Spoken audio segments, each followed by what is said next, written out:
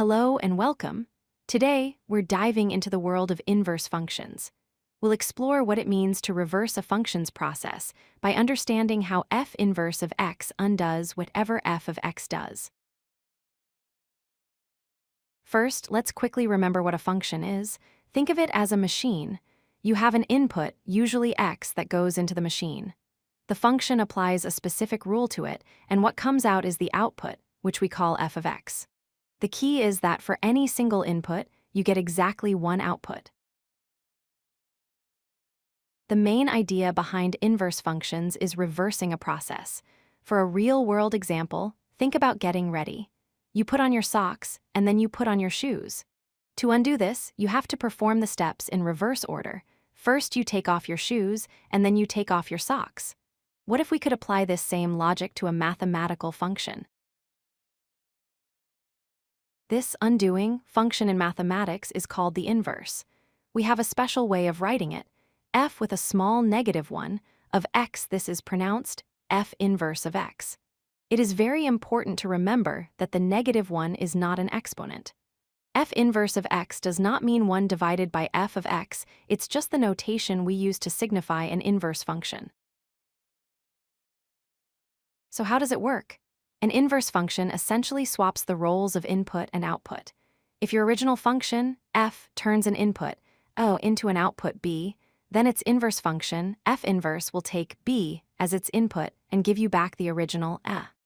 The input of the original function becomes the output of the inverse, and the output of the original becomes the input of the inverse. Let's walk through the steps to find an inverse with an example, like f of x equals 2x plus 3. Step 1, replace f of x with y so we have y equals 2x plus 3. Step 2, swap the x and y variables.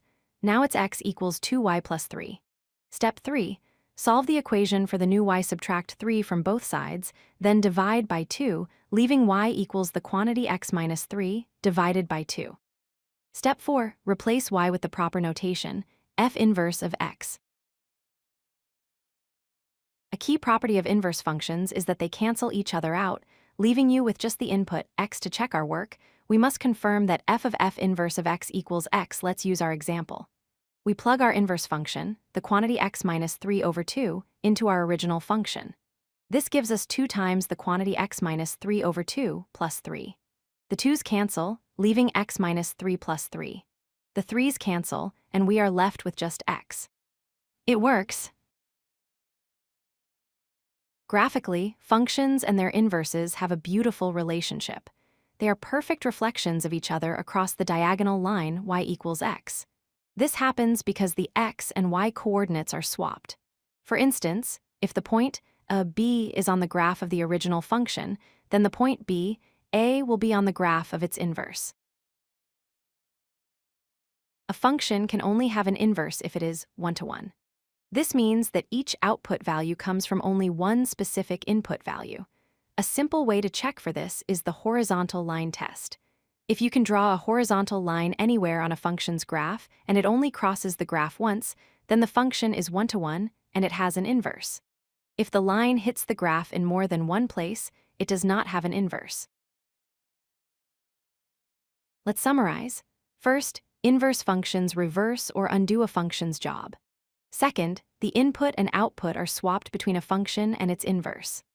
Third, the notation for an inverse is f inverse of x. Fourth, their graphs are reflections across the line y equals x. And finally, a function must be 1-to-1 and pass the horizontal line test to have an inverse. If you like this video, hit that like button and don't forget to subscribe. Visit codelucky.com for more such useful content.